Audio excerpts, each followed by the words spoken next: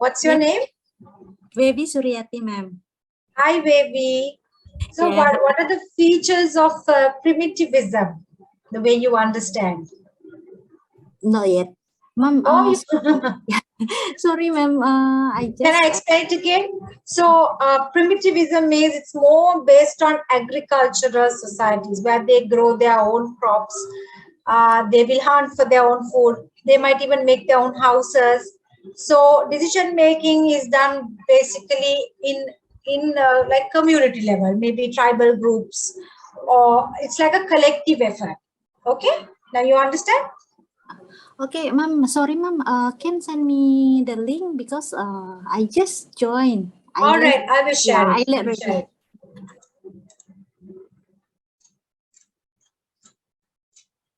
Okay, let me share the lesson notes again.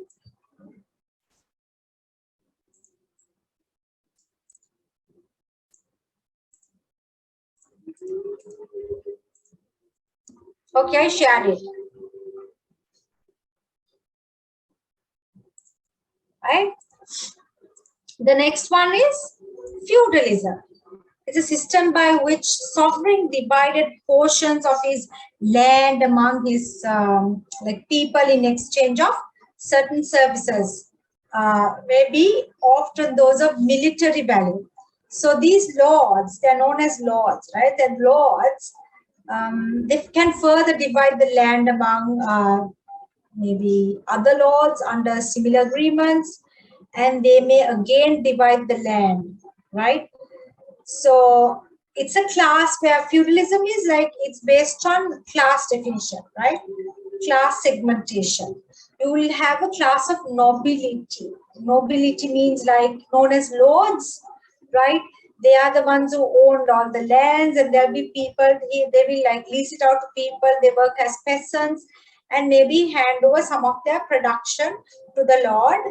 From whatever the production, they will hand it to the lord, and these peasants also live off them. That is called feudalism. Then the next one is capitalism. Now, from primitive and feudalism, we have reached the capitalism. So it's thought of as an economic system in which private sectors own and control property in accord with their interests. So private sector, they will, who are these private people? Like business owners, can be entrepreneurs, or known as capitalists, right? So for their own interest, they will run the business, and demand and supply freely set prices in the market in a way that can serve the best interest of the society. So one of the features of capitalism is the main motive is to make a profit. Okay. See, in capitalism, workers are hired in return of wages. Owners of land and natural resources are paid rents or maybe royalties to use their resources. So if I have, let's say, a building, I may get it as a rent. I will give it on rent, and what I will receive is the rent from the entrepreneur, right? So, and the owners of previously created wealth are paid interest to forego the use of some of their wealth, so that the entrepreneurs can borrow it to pay wages, rents, purchase tools, and etc. Hire workers. So entrepreneurs will look at the best way. They will use their best judgment in terms of economic conditions, and based on that, they will decide what goods to produce. They will have an idea about the market, and they will decide what goods to produce and how it can help you in earning a profit. So they can maybe enjoy a profit. If they make losses, they will have to suffer the losses as well, right? So in this system of market prices, profit, loss, as the selection mechanism as to who will decide how resources are allocated for production is what defines the capitalist economy. So what are the key things in capitalist economy? The motive is to make profit, right? Isn't it? Because your motive is to make profits, based on that you will decide how resources are allocated for production. All right, is that clear? Anyone who likes to explain what is capitalism? Madam, can you repeat again, madam? Confusion. Dan, you didn't understand? Lynn, did you understand what capitalism is? Not clear, madam. Okay, Dan, I'll explain it. 1 second, someone's asking for the links again. So let me reiterate what I just explained, right? So capitalism is an economic system where you will see a lot of private sector people owning and controlling the property. The main motivation is to make profit. Now you saw in primitivism or feudalism, there was no motive to make profits, no? Did you see anybody? Did you see like the landlords, the lords, the noble people, the lords are giving the peasants the lands to grow? Are they expecting a profit? No, but they expect the crops to be given to them, right? Some shared with them and the rest has to be given. But there was no profit involved. But capitalism, there is an involvement of profit. So it came from in industrialization, right? It's defined as a system of production where business owners, so these are the private business owners, that's why we call them entrepreneurs, organize productive resources including tools. So they will organize workers, raw materials to produce goods and services. They are trying to sell them and make a profit. That is not for personal consumption. But if you take feudalism, that was used for, I mean, the peasants will give it to the lords, and the lords may use it for their personal consumption. Understand that? Yes, madam. Yes, madam. So in capitalism, obviously there has to be people who are hired and they are paid wages. They can even hire or rent offices or buildings. You can pay a rent for that, right? So entrepreneurs are the kind of people who are involved in this. So they will look at the best, they will see the best way, how they can make a profit. If they don't, they will make a loss. They will make the best judgments and they will allocate resources accordingly. See, entrepreneurs apply their best judgment for future economic conditions to decide what goods to produce and how to earn a profit if they decide well or suffer losses if they judge poorly. So that means based on their decisions done. The system of market prices, profit, loss as a selection mechanism as to who will decide how resources are allocated for production is what defines capitalist economy. So it's for more profit oriented. Lynn, is it clear to you, Lynn? Romel, is it clear to you? Yes. It's clear. Then what is capitalism? How do you understand capitalism? Capitalism, trade and industry controlled by private ownership for profit. Main motive is to make profit. Okay, right, good, thank you. The next one is a socialism. What is socialism? What is a socialist economy?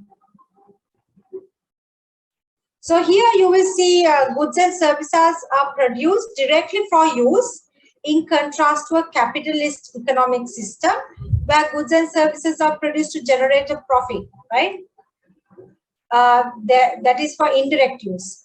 Production under socialism would be directly and solely for use, right? It's a way of cooperative production economy. That's why we call it socialism. Economic socialism is a system of production where there is limited or hybrid private ownership of the means of production, and a system of prices, profits, losses is not the sole determinant used to establish who engages in production, what to produce and how to produce it. Segments of society band together to share these functions.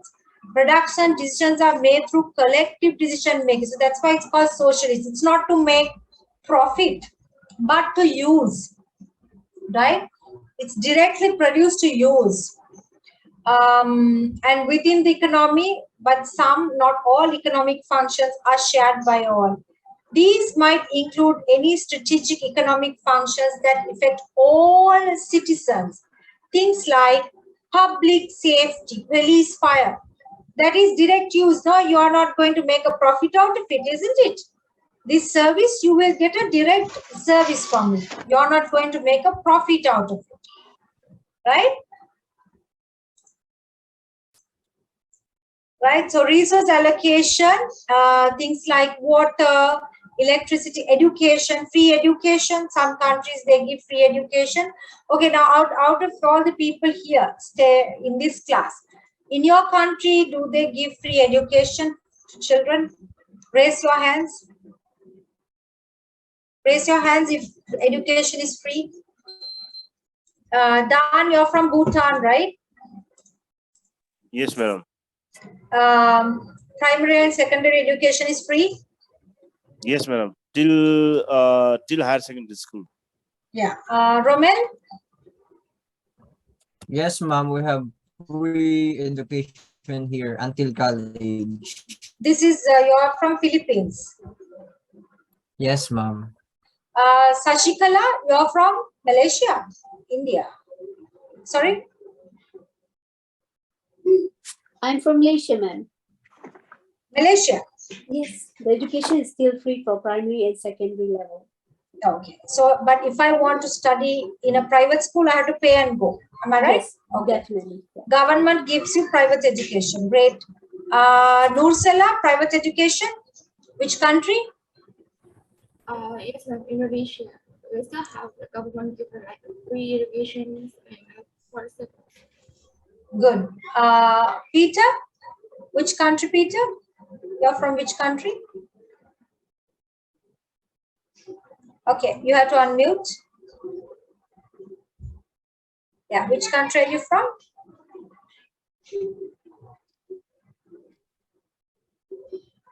Peter, can't hear you. Sierra Leone. Sierra Leone. So education is free? Can you hear me? From Sierra Leone, Yes. Yes, primary and secondary education is free. Oh, great, great. Then what about, okay, now my second question to everyone. Free health, let's say medical facilities, which countries? Dan, Bhutan is free? Yes, madam. Great. Peter, Sierra Leone is free? Health? Yes, yes, ma'am. Yes, ma'am. Malaysia, it's health is free? Great. Because in some countries, you know, certain developed countries, you need to have an insurance. Otherwise, no health facilities is given. You have to pay for it, right? In Sri Lanka also, we have education and health is free, right? If you wish to study in a private school, you can pay and go. But that's like a social movement.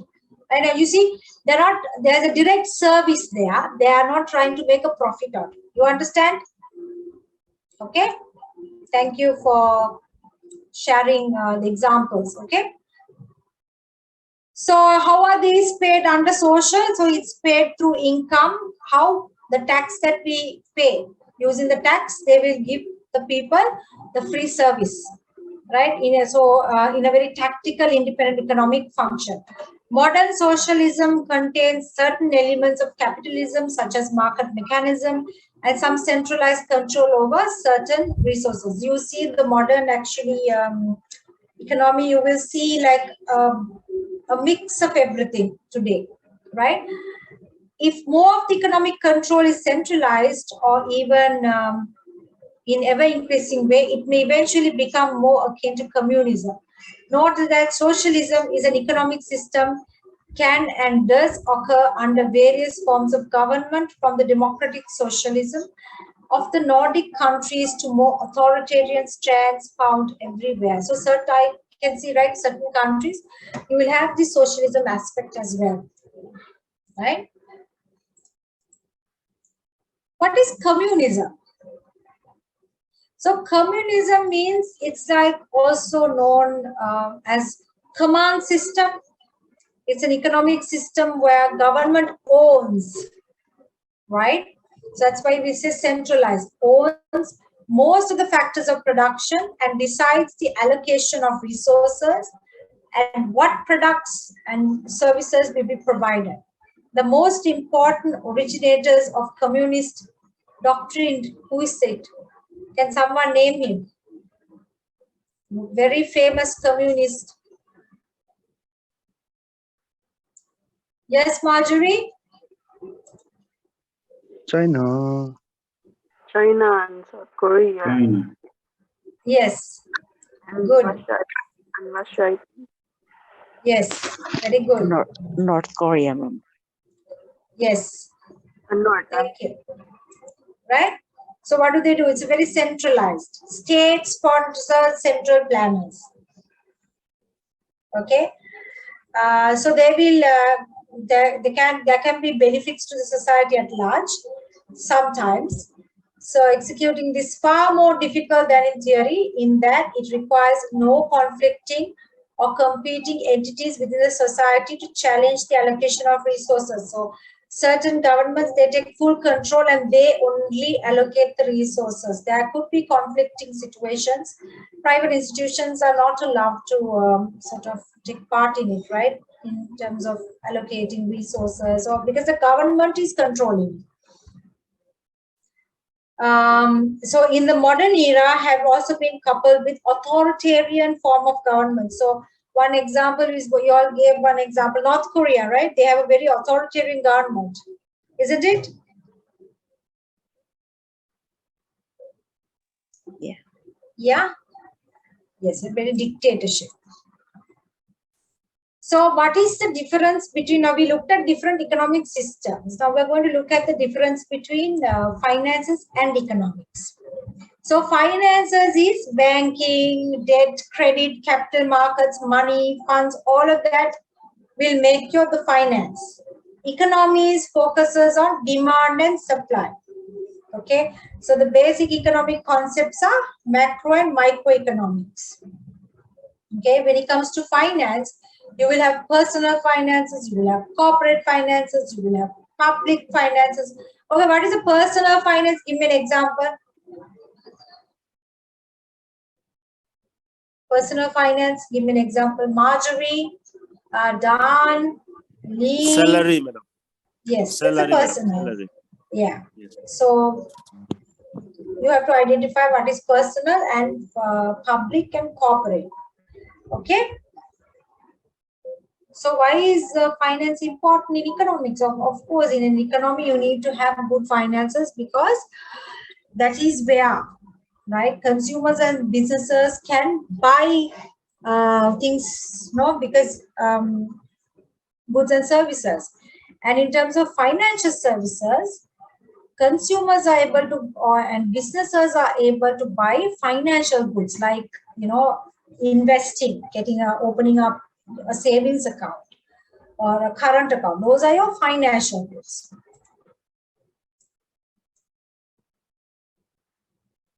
So as we know, financial economics is a branch of economics, right? What do? They will analyze the use and distribution of resources in the market. Financial decisions often consider the future events, whether those are related to stocks, portfolio, or market, right? And also they will look at the distribution of resources in markets. It look at how economic theory, how to evaluate how time, risk, opportunity cost information can also create incentives to a particular decision. Then when we look at financial economics, often has a relationship when it comes to creating sophisticated models to test the variables affecting a particular decision. So financial economics is also one of the key things. How does the financial economics work? It's not a very straightforward process. Time and uncertainty, we look at opportunity cost, information, all of these can create certain incentives as well as disincentives. Financial economics also employs economic theory to evaluate how certain things impact decision making, providing investors with the instruments to make the right decisions. This also helps to build on your microeconomics and basic accounting concepts, right? It will also look at the risk on returns, fair value, securities, assets, all of that are areas that financial economics will look into. The difference between financial economics and traditional economics. Traditional economics only focuses on exchanges, exchange between goods and services with money, okay, when things are traded. Financial economics concentrates on exchanges in which money of one type or another is likely to appear on both sides as a trade. So financial economics can identify what is traditional from traditional economics by the focus of monetary activities in which time, uncertainty, options, information also plays a very important role. So when it comes to financial economics, we have discounting method, right? What is discounting? When you make decisions over time, recognize the fact the value of $1 in 10 years time is less. The $1 is valuable today than in 10 years time because the time value of money, because of the time value of money. So for $1 at 10 years must be discounted to allow to show the risk. There could be inflation. There could be things like that which you need to encompass for the future. When you don't discount properly, that means you are not identified the risk. So that means you will have your interpretation is going to be different. Because we know time has a time, money has a time value, right? What you can buy for $1 today is more than what you can buy in another 10 years time. Okay. So under this, you have to know how to manage risk and also diversification, right?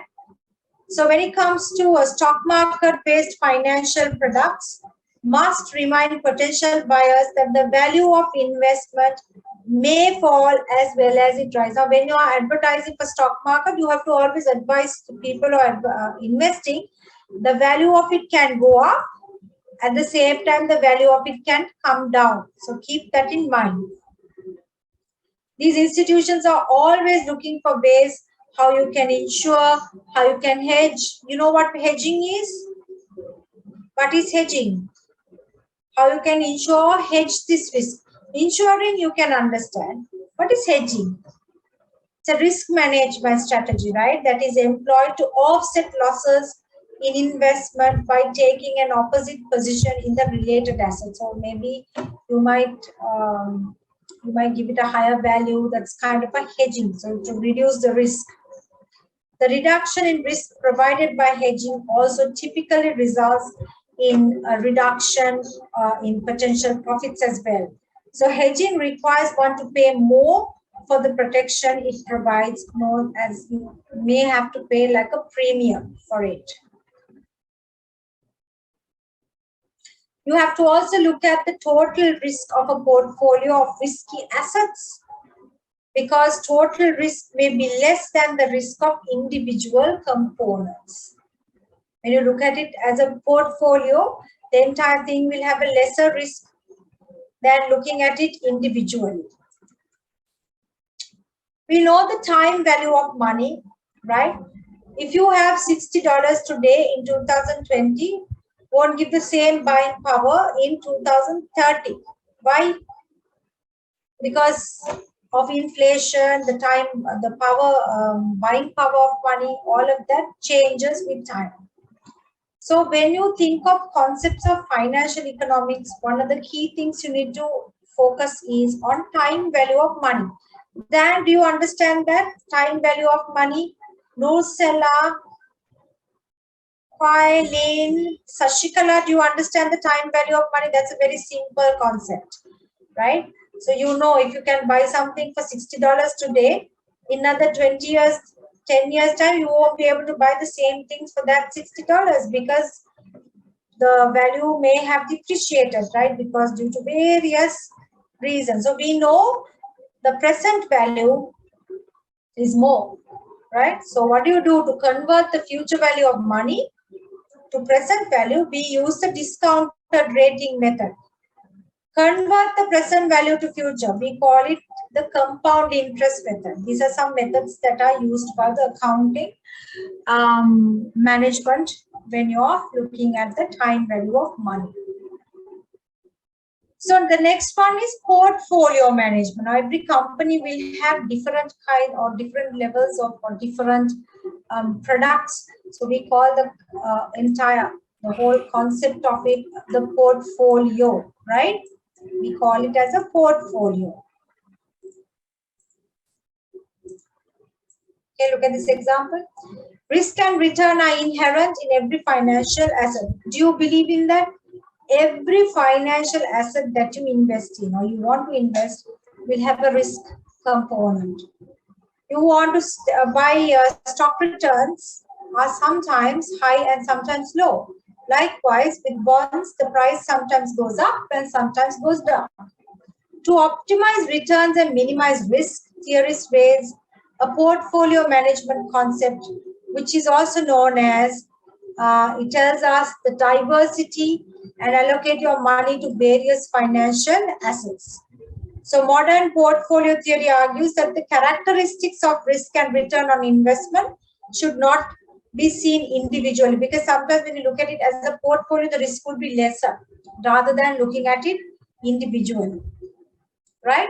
The theory also suggests that you can build a portfolio of multiple assets to maximize returns for a certain risk level. Likewise, the expected return rate, you can build a portfolio with the lowest possible risk. So that way, you learn to manage the portfolio. The next concept of finance, in economics finance, is the capital pricing, asset pricing model, that is also known as the CAP model, where you evaluate the risk and return of the risky assets. Now, there is a formula for this. So all you have to do is use this formula to calculate the CAMP. RS stands for expected return for an asset. We look at an example. FFR, risk-free rate. Beta of the asset. Beta calculation has its own formula. RM, expected market return. So look at this example. A 10-year government bond represents a risk-free asset and gives a yield about 6%. A stock of company A has a beta of 0.5, meanwhile the stock market rate of return is 12%. By plugging this information to the formula, we know the expected return on the company A's stock. So when all you have to do is just plug in all that information and you will get the calculations. That's nothing difficult. Okay. Now we are going to look at bell curve. Anyone who has heard about the bell curve?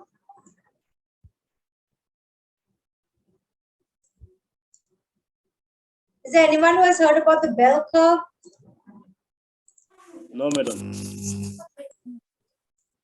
So in simply, if I define it, a bell curve, it's like a graph. I will show you a graph in time to come. It's like a visual way where you visualize the distribution of a set of chosen values across a specified group that tend to have a central or normal values as peak, or it can be low, it can be high, extremes tampering off relatively or systematically on either side. So what does the bell curve show, right? It shows you, it kind of depicts the normal distribution, which has a shape as a bell. That's why it's called a bell curve. The top of the curve shows the mean. The mean is right at the middle. And then you'll have the two sides, right? And the medium of the data collected. Standard deviation shows the bell curve's relative width around the mean. Okay, we will have a look at the bell curve. So this is what I just explained. A bell curve is used to describe a graphical information. When you have to know your mean. When you calculate the mean, it will be right at the middle, and all your other information on the side of it. Okay, let's just have a look at it. Then you will understand. Here, standard deviation is a measurement used to quantify and the variability of data, dispersion, etc. of given values around them. So you will see something like this. Sorry, it's not a bell there. Something like that, and you will have the mean here. Okay. So financial investors use this normal probability distribution when they want to analyze the return of a security. Overall market sensitivity, they use this bell curve. So visually you can get an idea, you know, like financially whether it's viable or not, right? For things like stocks that display, they can use a bell curve. Maybe blue chip stocks, the ones that have lower volatility, investors use normal probability distribution of a stock's past returns. For things like that, the bell curve can be used. So sometimes this is also used to show the performance management or placing employees who perform at their very best or average, like it's like a distribution, right? So like I said, if you look at it visually, you will have something like this with all the details, and there is a mean value there, right? The mean is right at the middle, and then you will have the two segments. Now let's look at a drawn bell curve here. Do you all see the bell curve?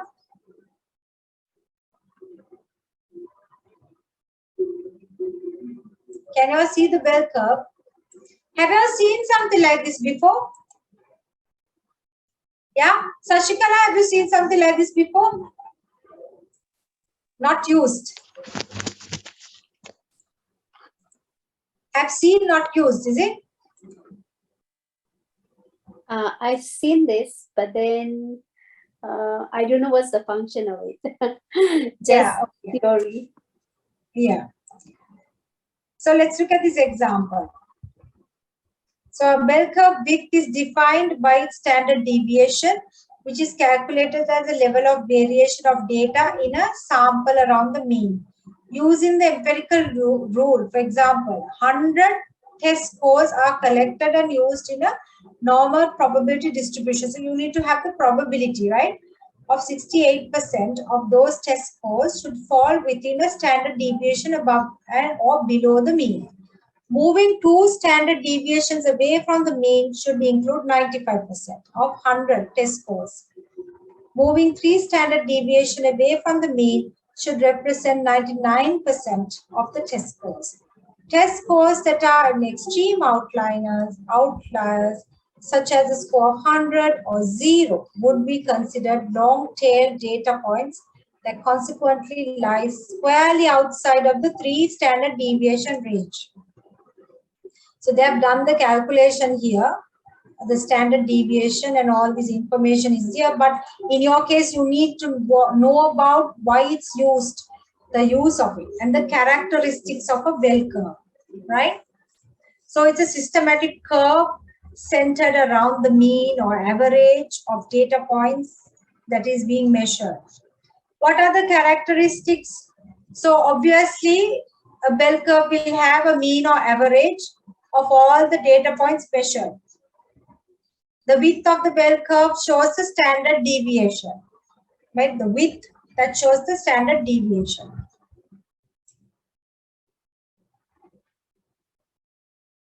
So even to use to find out the top performers in an organization, also you can use bell curves. Even for financials, you can use bell curve, right? It shows growth. All of that can be identified easily through the bell curve. But there are some limitations. So when you're using this, it will just basically force people to be categorized as poor, average, or good. So this is not accurate all the time, right? You're forcefully categorizing them. Then for smaller groups, having to categorize the set of numbers of individuals in each category might not be that efficient. Okay. Sometimes it could be just average or even good workers or students, right? But given the need to fit their rating or grades, the bell curve, some individuals are forced into a poor group. So sometimes the acceptance or the levels that you are taking may not be accurate, how you are interpreting them. Therefore, the data is not always accurate. It can be skewed, it can have lack of symmetry, and so those issues are there. Some other issues with bell curve is that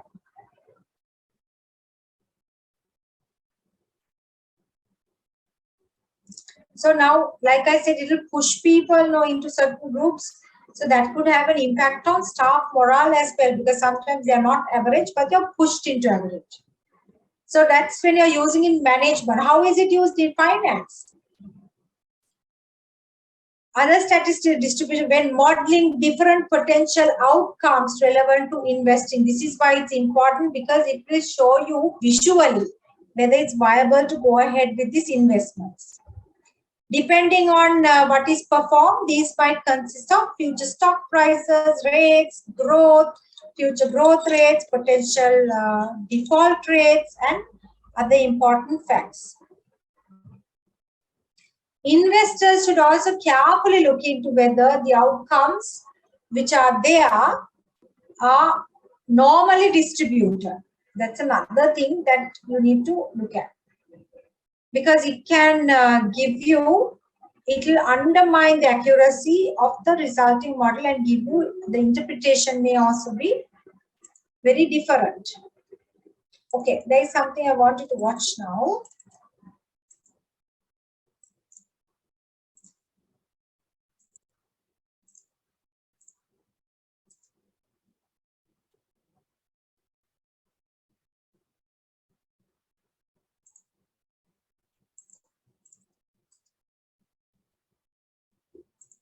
How come this is not playing? 1 second.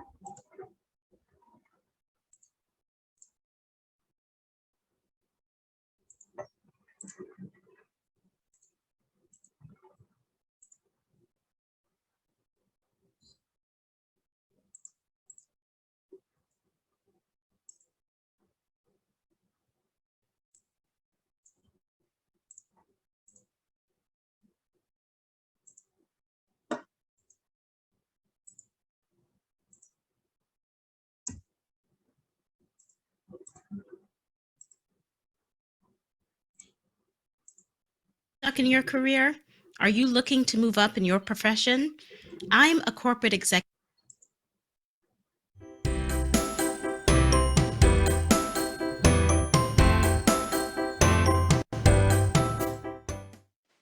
In this video, we're going to have a look at the normal distribution and some different properties of what's known as a bell curve. Now, when we start graphing histograms, we start analysing the shapes of histograms. And there are many different situations that when we analyse the shape of a histogram, we'll actually find that it's got the shape of what we call a normal distribution. And a normal distribution shape is like I've got just here, where it's symmetrical on both sides. Now, this shape, if we draw it like this, we can see it's sort of in the shape of a bell. So we call this curve a bell curve. And if it's a perfect normal distribution, you'll actually find that the mean will be at the highest peak of the bell curve, and it'll be perfectly symmetrical on either side of that mean. What we're going to focus on today is the relationship that exists between the mean and what we call a standard deviation. It's important to note, I'm not going to talk about how we calculate a standard deviation in this video, but rather how the standard deviation relates to the bell curve. And the first thing I want to look at is, you'll notice that I've got different percentages inside different areas of the graph. If we actually add on 3 standard deviations and subtract 3 standard deviations from our mean, what we'll actually capture is 99.7% of all the data of our histogram, assuming of course that it's a perfect normal distribution. What that means is there's only 0.3% of the data that will actually fall outside of 3 standard deviations away from our mean point. which means the vast majority of the data will be captured within 3 standard deviations. And that brings us to what we call the 68, 95, 99.7 properties of a bell curve. And that's to say, if we were to go 1 standard deviation away from the mean, plus or minus, we'll actually capture 68% of the data. If we move 2 standard deviations away from the mean, so that's from here through to here, we'll capture 95% of the data. So already we've nearly got all the data just going plus or minus 2 standard deviations away from the mean. And like we talked about at the start, if we move 3 standard deviations away from the mean, we actually capture 99.7% of the data. Now, due to the symmetrical properties of a bell curve, you can actually break this up and start looking a little bit more detailed about the individual percentages on different sections of the bell curve, as I've indicated on the graph here. I'm not going to go into detail about them, you can read these for yourself, but it's important to understand about the bell curve that the majority of the data falls within 3 standard deviations. 1 standard deviation away from the mean will be 68% of the data. 2 standard deviations from the mean will be 95% of the data, and 3 standard deviations will be 99.7% of the data.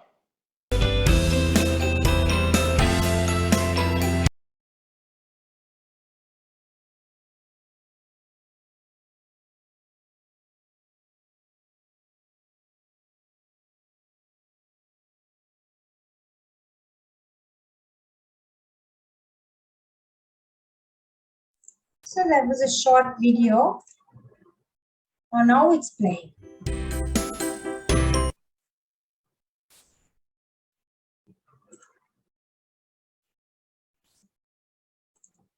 So we are on risk management now.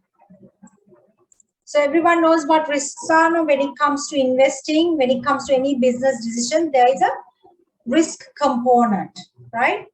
Every business decision has a risk component. So in terms of risk management, you need to identify, you need to analyze, and you have to accept or mitigate of uncertainty in investment decisions when it comes to risks. So because every investment has some sort of a degree of risk, that's why we need to understand how are we going to manage this, right?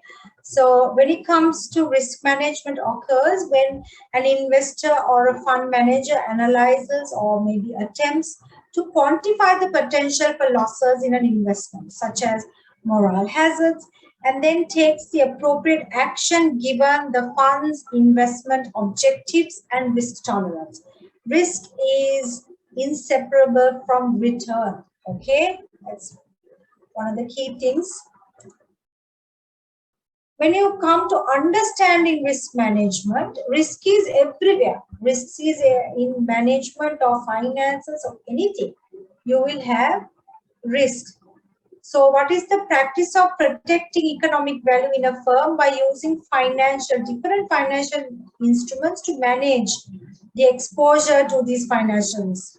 So it could be operational risk, it could be credit risk, it could be market risk, or any other risks involved.